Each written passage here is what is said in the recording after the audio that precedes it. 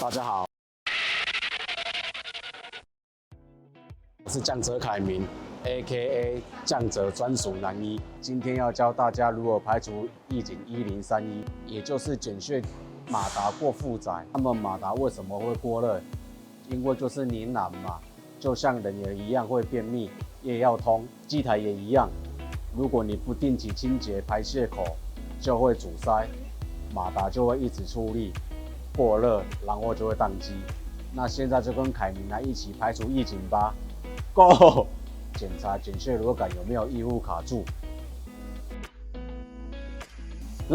不是剪铁屑吗？怎么还没切就掉下去了？排除检穴螺杆异物后，再来检穴马达这边闻闻看有没有烧焦味。如果闻到烧焦味，轻轻触碰马达。如果发现工厂整间变成烧肉店，请马上联系降泽寿府来吃烤肉哦。若是没有的话，请先停机半小时以上，重新开机看看义警是否还在。如果义警还在，请马上联系降泽寿府。如果你觉得我们的影片很有帮助，请帮我们订阅降泽频道，按赞，开启小铃铛。你的支持是我们坚持下去的动力。那我们下次见喽。